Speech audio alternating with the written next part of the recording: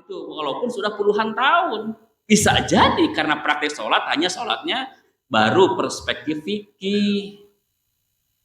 Makanya ada istilahnya itu ya baru lahiriah aja. Wajar kalau begitu, habis sholat kita perbanyak istighfar karena memang jauh dari harapan. Ya. Nah, kemudian setelah taubat apa lagi? Setelah taubat tadi menyesali ya. Penyesalan sudah, meninggalkan ketergantungan, terutama ketergantungan kepada makhluk. Padahal kita mah paling sering itu bergantung kepada makhluk itu. Padahal nggak jujur kita ini sebenarnya. Kenapa nggak jujur? Hampir setiap sholat, terutama pada saat sholat individu, sholat sendirian, yang dibaca apa? Surat Al-Ikhlas. Qul huwallahu ahad, Allahus somad. Ngerti itu Allahus somad. Padahal kalau kita menyadari Allahus somad, Allah tempat bergantung semua makhluk. Jadi kita siapa? Menggantung diri kita hanya kepada Allah. Tapi kita sering nggak jujur yang diucapkan Allahus somad. Wah, luar biasa. Allahus somad bergantung ke si A, bergantung kepada si B. Bahkan ekstrimnya bergantung kepada seseorang yang bernama dukun. Bergantung kepada seorang yang namanya supranatural, bergantung kepada seorang yang namanya punya panca indera ke-8, ke-7, ke-10. Padahal yang diucapkan Allahus somad. Gak jujur kita ini ya. Apa yang kita ucapkan gak jujur dengan keyakinan, gak jujur juga dengan perbuatan kita. Wajar kalau sholat gak mendarat bertemu dengan Allah itu. Gak bergetar kita ini ya. Nah, ini ada cerita begini nih. Ada seorang wanita namanya Ummu Abu Ja'far. Ya, Ummu Ja'far. Ummu Ja'far itu terkenal kaya raya. Saking terkenal kaya rayanya sampai terdengar oleh para pengemis. Termasuk pengemis orang yang tidak melihat. Cerita singkatnya terdengar oleh 2 orang pengemis yang tidak bisa melihat, buta. Ummu Ja'far tidak luput dari pembagian terhadap orang-orang itu.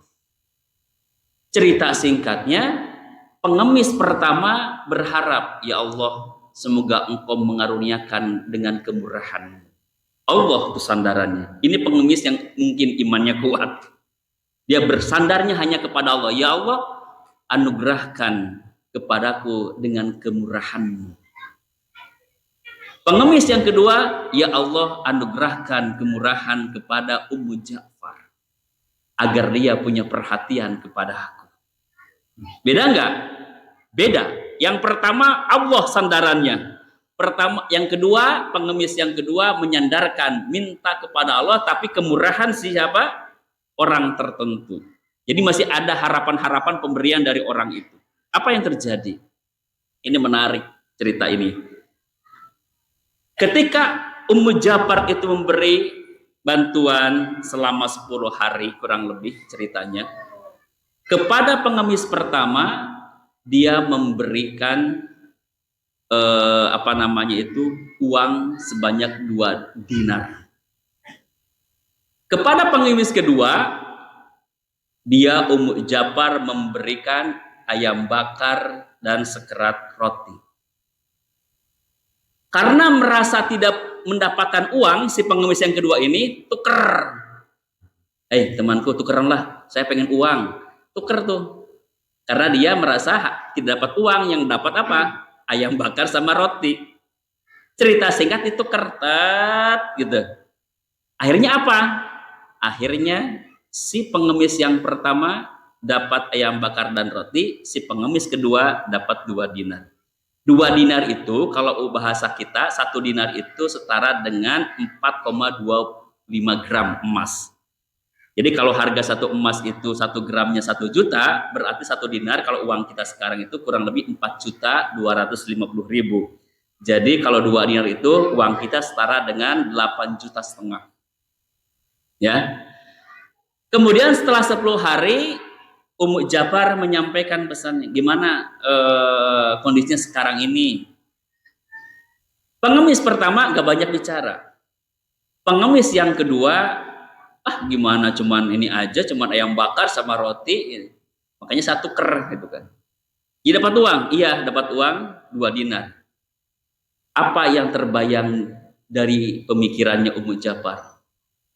Ummu Ja'far mengatakan bahwa memang Allah Maha Rahman dan Rahim, tidak tertukar rizki, padahal aku sudah memberikan yang terbaik kepada pengemis yang kedua, tapi Allah tukarkan tetap menjadi yang pertama. Kenapa? Bayangannya di dalam roti yang diberikan kepada pengemis yang kedua itu ayam bakar plus roti plus uang 10 dinar di dalamnya. Pantesan si pengemis pertama ngehep-hep, ayam bakar menang, roti menang, uang 10 dinar. Sementara 2 dinar dibikin kasih apa? Kasih B.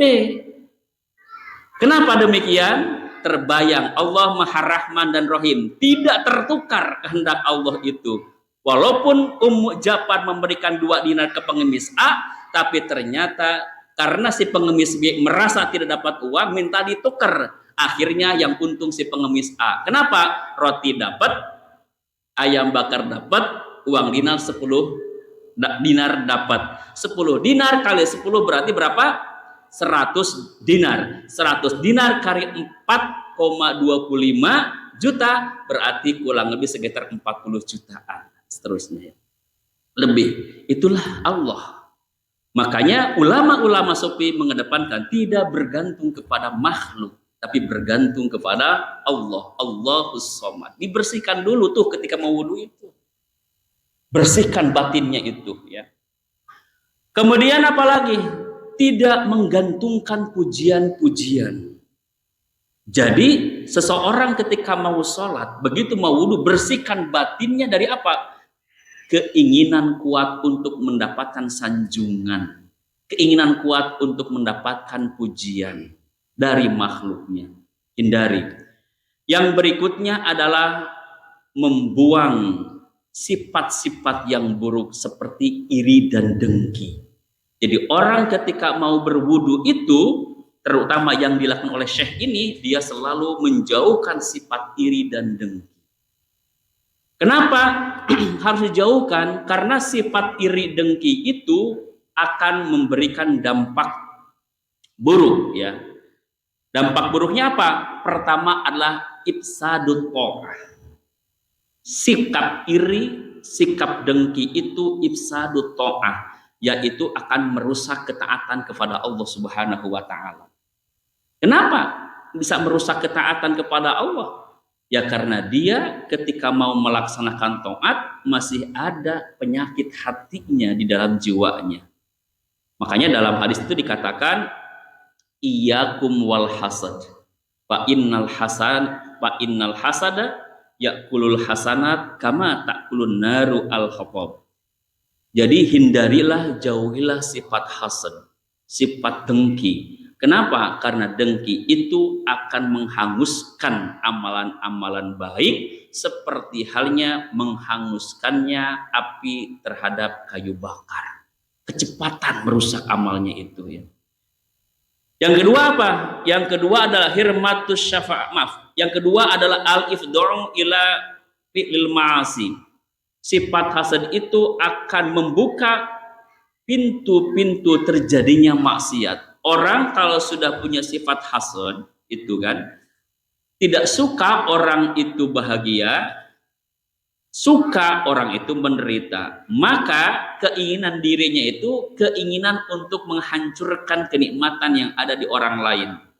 Ketika dirinya tidak mampu menghancurkan nikmat orang lain, biasanya menggunakan media orang lain. Entah itu dukun, entah itu siapa orang yang akan disuruh, tolong dong hanguskan, tolong dong bakar. Biasanya ini bisnis kebanyakannya ya. Tolong dong gimana caranya, terserahlah. Yang penting si usaha itu orangnya itu bisa hancur. Berarti sifat hasud ini mendorong orang supaya berbuat maksiat, supaya orang membuat kerusakan. Makanya bahayanya sifat hasud itu adalah al-ifda'u ila fi'lil ma'asi, mendorong orang untuk berbuat maksiat. Ya. Kemudian apalagi? Ya. Di antara sifat hasud itu adalah At-ta'abu wal wahwu min ghairi ba'idatin. Itu terjadi kesibukan. Orang itu akan sibuk terhadap masalah-masalah yang tidak ada faedahnya. Jadi sibuk mikirin orang lain terus gitu. Sementara dia tidak akan gerak ya. Nah, mikirin harta orang gitu kan. Orang beli TV baru dipikirin, ngapain dipikirin, gak capek-capek. Orang beli sepeda baru, orang beli motor baru, orang punya istri baru dipikirin gitu ya. Ya buat apa mikirin orang lain? Rajin amat gitu ya. Sampai di apa namanya siang malam gitu. Nah itu capek memang. Orang hasud itu pekerjaannya nggak ada faedahnya gitu ya. Mikirin punya orang namanya tidur, dia emang nggak bisa tidur gitu. Mikirin harta orang. Nah ini capek.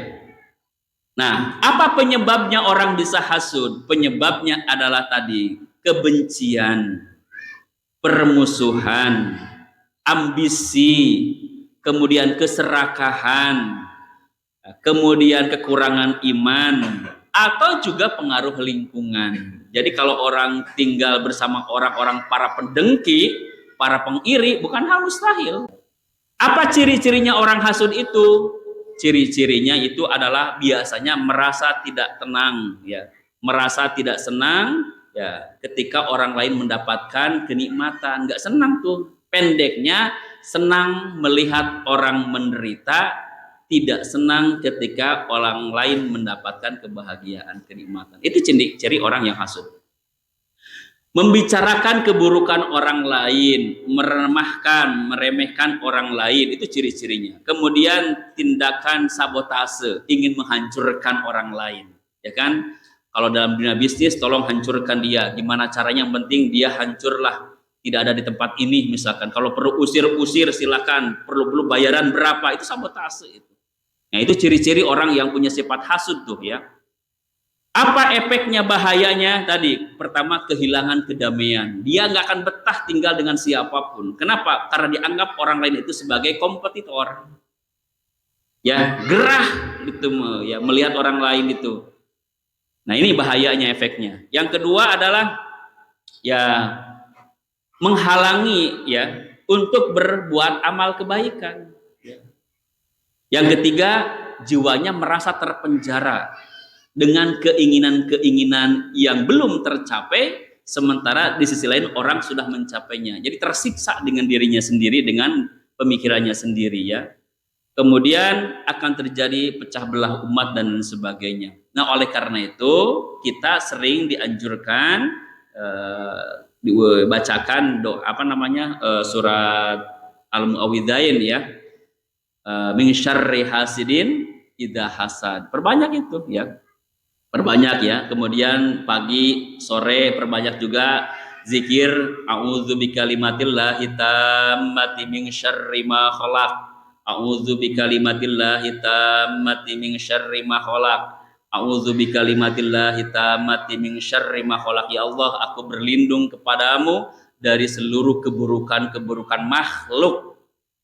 Nah ini ya. Jadi siapapun orang mau hasud, mau apa kepada kita, insya Allah itu akan tertolong sama Allah ya.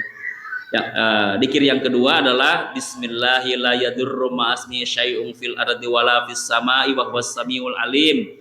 Ya Allah, tidak ada yang mampu memadaratkan siapapun kecuali Engkau. Jadi kita berlindung kepada Allah. Silakan tuh. Orang yang membaca itu minimal 3 kali di petang, Allah selamatkan hingga pagi. Siapa yang baca di pagi hari, Allah selamatkan sampai siang, insya Allah. Jadi kita jangan sibuk melihat orang hasudnya, tapi lebih baik kita memohon kepada Allah agar Allah membentengi kita dari sifat ya hasudnya orang-orang terhadap kita. Nah itu ya. Nah kenapa itu bisa hasud? Caranya bagaimana supaya kita tidak punya sifat hasud ini? Yang pertama, yakinkan terlebih dahulu.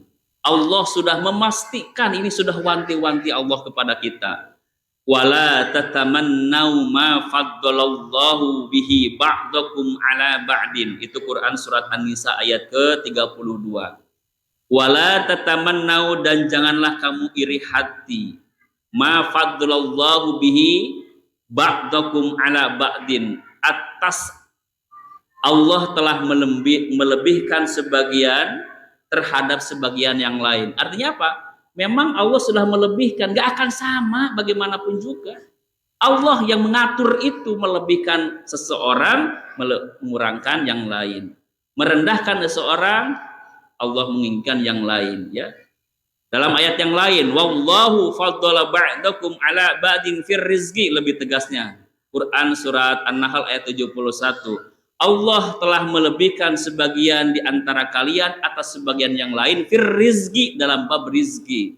Jadi sudah diatur sama Allah gitu kan. Oleh karena itu kita jangan terlalu fokus melihat apa yang telah orang dapatkan, tetapi kita lebih baik fokus bagaimana cara proses untuk menjemput rizki, ya. Jadi kita lebih baik fokus bagaimana cara proses kita untuk menjemput rizki. Kita siapkan perangkatnya apa? Pertama, iman kita, yakini rizki yang ngatur Allah, bukan siapa-siapa. Yang kedua, yakini Allah melebihkan seseorang dan mengurangkan seorang, artinya nggak mungkin sama. Jadi kalau orang lain dapat 1 juta, kita dapat 100.000, pastikan Allah memang mengatur itu. Supaya apa? Yang 1 juta kita doakan, mudah-mudahan dia menjadi orang-orang yang dermawan. Siapa tahu kita pun dapat nikmatnya, kan gitu. Nah yang kedua, kita dapat 100.000, juga kita syukuri. Siapa tahu dengan syukuri itu, yang tadi 1 juta ditambahkan kepada kita. Bukan hal mustahil, ya. Itu yang kedua, yakinkan itu. Yang ketiga, siapkan ilmunya. Bertambah-tambahlah ilmunya bagaimana cara menjemput rizki itu. Ya, cari lagi strateginya, cari lagi ikhtiarnya, dekati lagi Allah gitu kan. Supaya apa? Supaya memudahkan dan seterusnya. Yang berikutnya, syukuri segala apa yang telah Allah berikan kepada kita. Kecil ataupun besar, tuntutan kita adalah mensyukuri nikmat itu. Insya Allah kita pun akan termasuk orang-orang yang mendapatkan rezeki itu. Baik, itu bab taubat. Kemudian, jadi cara wudunya itu, ya, Syekh Abu Abdurrahman itu, ya, wudu lahiriah sebelum jalan itu, pastikan dulu wudu batiniyahnya. Wudu batiniyah itu apa? Tadi taubat. Tidak menggantungkan diri selain kepada Allah. Kemudian juga dia tidak mengejar-ngejar pujian-pujian manusia, menghilangkan, membersihkan batin dari sifat iri dan dengki, ya.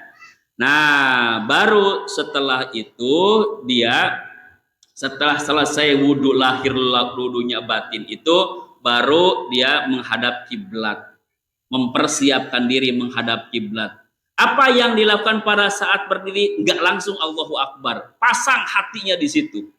Pada saat dia berdiri, apa yang dia rasakan? Hadirkan hati bahwa seolah-olah dia sedang berhadapan, memposisikan diri sebagai hamba Allah yang sedang menghadap Allah dengan penuh perasaan pengagungan, penghormatan kepada Allah Subhanahu wa taala. Jadi sebelum takbir itu menghadirkan diri, saya hamba Allah, saya berhadapan dengan Allah, agungkan Allah, besarkan Allah. Ya. Setelah itu apa?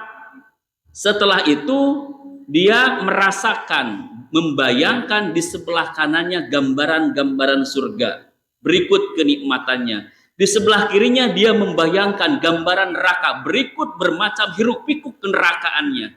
Kemudian dia ketika berada tegak kakinya itu, dia membayangkan seolah-olah dia sedang berada di titian sirat.